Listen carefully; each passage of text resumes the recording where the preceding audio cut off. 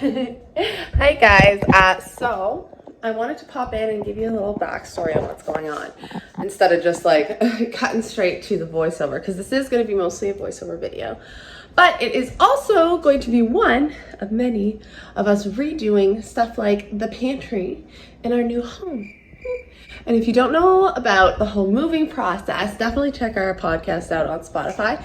Links and everything are down below. But for now, I'm going to bring you along for this journey. So first things first, I would like to address the reason it is just me here in the voiceover and video.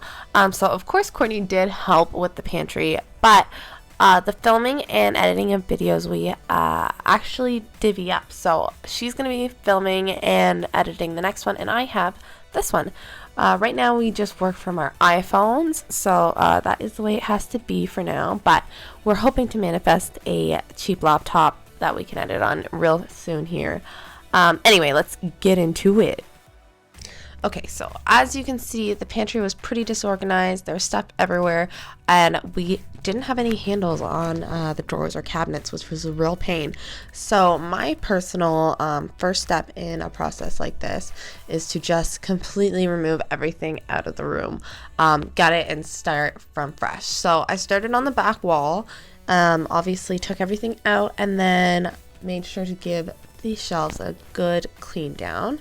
There was actually a bunch of stuff already there when we moved in, so we weren't moving into an empty house, which kind of added to the challenge of getting our stuff in here, because we were basically, we're overloaded with stuff. We have a bunch of pots and pans, and we have a lot of storage space. It worked out, but it was definitely a process.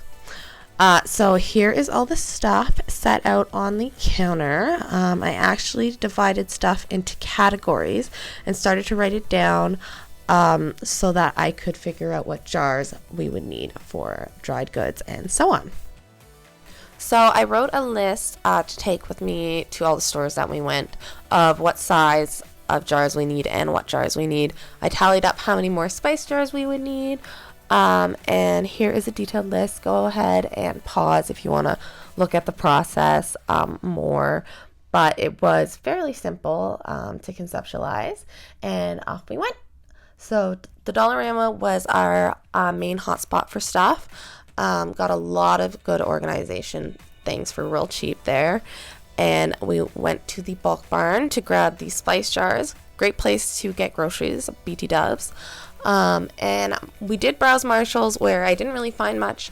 I did see this to organize cans, but it was $17 and it wasn't very cute. So I have a great hack instead of this for your cans. So stay tuned. And lastly, but most importantly, Value Village, where I have a really juicy haul for you guys, because we found a lot of good stuff there. Okay, so let's jump into that. The first thing we found were these cute little vintage oven thingy stuck to them jars. Really good description. You'll see how we use those. We found these salt and pepper shakers that were made of stone, and they are so heavy and they are so nice. Love these. Great find. This Kleenex box cover for another room. Stay tuned for that video. And lastly, this, I think it's Japanese. It's like a little tea mug. The designs on this are so intricate and beautiful. And it also has this little strainer so you can make your loose leaf in it. We haven't used it, but I had to have it. It's just too pretty. So, on to the rest of the video. We, of course, washed everything out and proceeded to put things in jars as I had them marked on my list. Now, that list was our, master plan this whole time. It kept everything really easy. I didn't have to tell Courtney what to do. She would just refer to the list and check stuff off. So we didn't even have to communicate. It was just go, go, go. We put little makeshift labels on the baking stuff just because I wanted to put nicer labels on them down the road, but a lot of it is just white powder and I didn't want to have any baking mishaps. So yeah. So as I mentioned before, Bulk Barn is a great place to get a lot of groceries. So we get cashew butter and peanut butter there. So we got these jars to keep them in.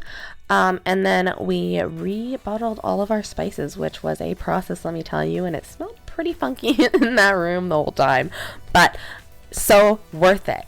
Now, these jars actually go in our coffee nook, which is so cute.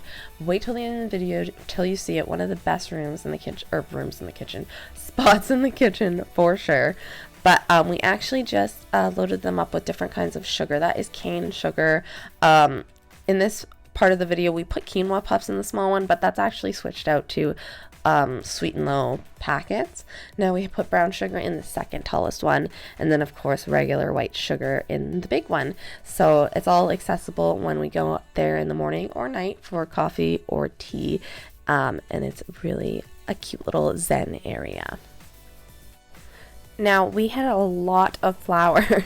The only bin that was really decent enough was kind of like this garbage bin looking thing, which, whatever, it works. Not the prettiest. It's actually going under the counter anyway, so I didn't care. I want the flour accessible for when I'm baking, and also when I make tortillas for us, because I do like to make them from scratch because it's quite easy. It's really just water, a little bit of oil, and flour and salt. So there's no excuse to not do it because I've been under lockdown and not working.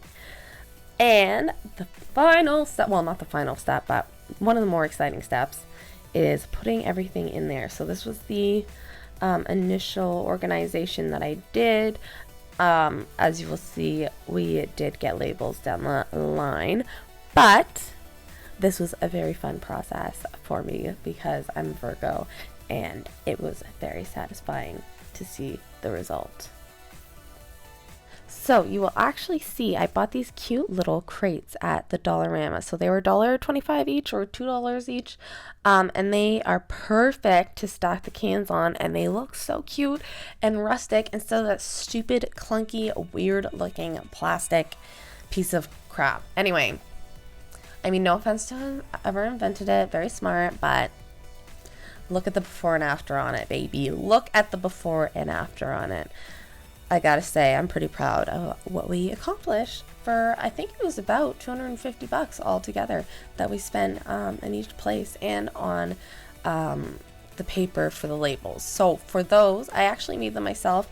I was thinking about buying some on Etsy or off of someone, but I just grabbed some Avery sticky paper.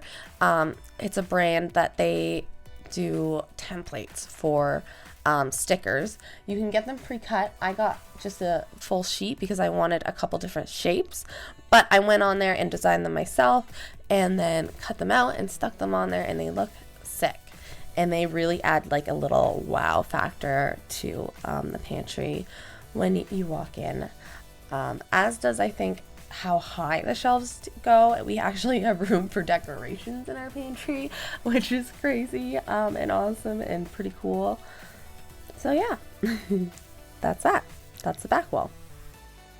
So I actually did not get as much footage of me organizing this part of the pantry. I actually didn't get any at all, so I'm just gonna cut to it organized and tell you a little bit about what I did. So I actually used that same hack with the crates for the glasses. Those two little racks for the dishes are from Dollarama. They're amazing. We put the microwave closer to the stove, so it makes more sense when we're cooking. And I just made it flow a little bit better in there. And now here's a quick little before the nightmare that it was to open a drawer. I had to start all the way from the bottom to get to the spices every single time. It was so frustrating. Ryan not only put handles on, but also made this beautiful shelf. This is so sick. We put some of our most used utensils right by the stove. It is amazing. And then, like I said, the handles, such a luxury. You don't know until you don't have them. And the spices, we have some blank ones in there for room to grow because we love our spices here. And then the coffee nook. A lot of the stuff is Winners, the thrift store. It really doesn't take much to have a beautiful space, guys. And here's the final before and after.